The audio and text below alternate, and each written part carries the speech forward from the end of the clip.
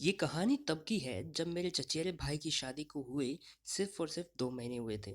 और मुझे उनकी नई नवेली दुल्हन यानी कि मेरी भाभी के कुछ अलग तरीके से दर्शन करने का मौका मिला। या यूं कहूँ कि मुझे वो मौका मिला जिसकी हर एक नौजवान को ज़िंदगी में कब से तलाश रहती है। आपको बता दूं कि मेरा नाम संजय है और मेरी भाभी का नाम अनीता है। उस समय मेरी भाभी मुझसे करीब 3 से 4 साल बड़ी रही होगी। मैं अपनी जवानी की दहलीज पर कदम रख चुका था।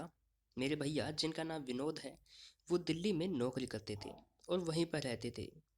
उनकी शादी को 2 महीने हो चुके थे और अब तक वो गांव में ही थे और उन्होंने अपनी बीवी यानी कि मेरी भाभी के साथ काफ़ी ज़्यादा मज़ा कर लिया।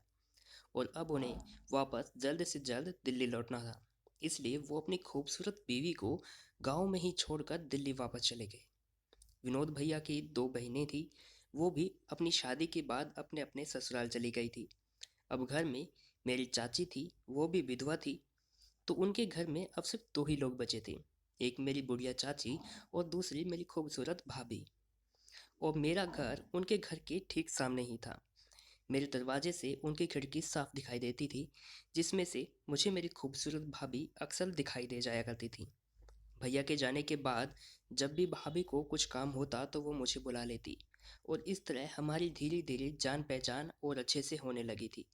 क्योंकि जब तक विनोद भैया यहाँ पर थे, तब तक तो भाभी को उनसे ही फुर्सत नहीं मिलती थी। और इसलिए हमारी जान पहचान उस समय नहीं हो पाई थी। लेकिन अब भैया के जाने के बाद भाभी के सामने एकमात्र सहारा मैं ही था। इसलिए अब मेरी और भाभी के बीच में काफ़ी अच्छी दोस्ती होने लगी थी। मैं अक्सर उनके घर पर चला जाया करता था। एक दिन की बात है, मेरी चाची अपने किसी रिश्तेदार के यहाँ पर गई हुई थी 2 दिनों के लिए। तो घर में सिर्फ भाभी थी। एक दिन मैं कॉलेज से घर पर आया तो वो खिड़की से देख रही थी। तो उन्होंने इशारे से मुझे बुलाया। मैंने कहा कि मैं खाना खा कर आता हूँ। गर्मियों का दिन था। उस समय करीब 1 बज रहा था। खाना खाकर मैं उनके घर पर पहुँच गया तो भाभी अकेली उस गर्मी की दोपहर में अपने कमरे में बैठी थी। बाहर काफ़ी ज़्यादा सुनसान थी। सभी लोग अपने अपने घरों में थे क्योंकि गर्मी बहुत ज़्यादा पड़ रही थी। हवा भी काफ़ी ज़ोरों से चल रही थी। मैं उनके कमरे में जाकर बैठ गया। भाभी मुझसे बातें करने लगी और कहने लगी कि जब से आपके भैया दिल्ली गए हैं, तब से मुझे ज़रा भी मन नहीं लगता है। शादी के पहले मैं परिवार में रहती थी और जब से शादी होकर यहाँ पर आई हूँ, यहाँ पर बस 3 ही लोग हैं। उनमें से एक जो मेरे पति हैं, वो भी दिल्ली चले गए।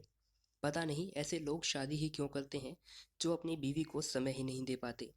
मैंने कहा कि कोई बात नहीं भैया, दिवाली पर आ जाएंगे। तो वो बोली कि दिवाली में अभी तो काफ़ी ज़्यादा टाइम है। मुझे उनका प्यार बहुत ज़्यादा याद आता है। मैं उनके साथ ज़्यादा बहुत ज़्यादा उन्हें याद करती हूँ। उस समय भाभी काफ़ी ज़्यादा मायूस लग रही थी। मैंने कहा कोई बात नहीं, आप फ़ोन पर बात कर लीजिए। तो उन्होंने कहा कि हाँ, फ़ोन पर बात हो जाती है, लेकिन फ़ोन में वो मज़ा नहीं मिलता। तो मैंने कहा कि कोई बात नहीं भाई भाभी, मैं कभी आपको दिल्ली ले चलूँगा और आप ऐसा क्यों नहीं करती कि आप भी वहीं पर रह लिया करो। तो उन्होंने कहा कि मैं रहने को तो वहाँ पर रह लूँ, लेकिन यहाँ पर मेरी सास अकेली रह जाती है। वो बुढ़िया है और उनकी देखभाल के लिए यहाँ पर कोई ना कोई होना चाहिए।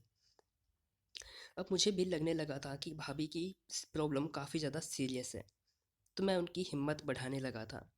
तो अभी तभी भाभी ने कहा कि चलो छोड़ो ये सब बातें, मैं भी कहाँ आपको बोर करने लगी हूँ।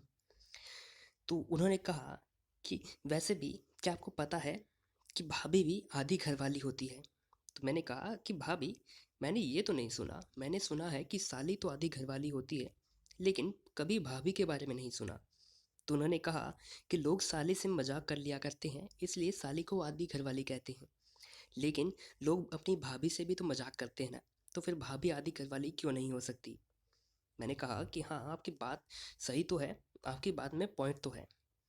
उस दिन मुझे उनकी बातों से ऐसा लग रहा था कि जैसे वो मुझे प्रपोज कर रही हो या फिर वो मुझे पटाने की कोशिश कर रही हो, क्योंकि उनके अंदर एक अजीब सी खुशी और घबराहट दोनों साफ दिखाई दे रही थी। अब धीरे धीरे भाभी ने पूरी तरह से खुलना शुरू कर दिया था। भाभी मुझसे अब डायरेक्ट वैसी वाली बातें करना शुरू कर चुकी थी। तो मुझे थोड़ा सा अंदेशा होने लगा था, मुझे थोड़ी घबराहट होने लगी थी। इसलिए मैं वहाँ से उठकर जाने लगा। लेकिन तभी भाभी मेरे रास्ते में आकर खड़ी हो गई और मेरा रास्ता रोक कर खड़ी हो गई। उन्होंने मुझे जाने से मना कर दिया कि अभी आप मत जाइए। मुझे थोड़ा अजीब लगा और मैं जाने की कोशिश करने लगा, तो उन्होंने मेरा हथियार अपने हाथ से पकड़ लिया। और दोस्तों, मुझे बहुत ज़्यादा घबराहट होने लगी। मुझे समझ में नहीं आ रहा था कि क्या करूं। फिर तभी भाभी ने मुझे प्यार से बैठाया और समझाने लगी कि देखिए देवर जी, जब तक आपके भैया यहाँ पर नहीं हैं और जब तक वो लौट कर नहीं आते, क्यों न आप उनकी कमी को पूरा कर दीजिए। मैं आपका एहसान कभी नहीं भूलूंगी। भाभी ने इतने मासूमियत भरे चेहरे प्यार से मुझे पूछा था, तो फिर मैं मना कैसे कर पाता। और मैंने भाभी को उनकी मदद करने का वादा कर दिया और बस फिर मैंने भैया की सारी कमी को पूरा कर दिया।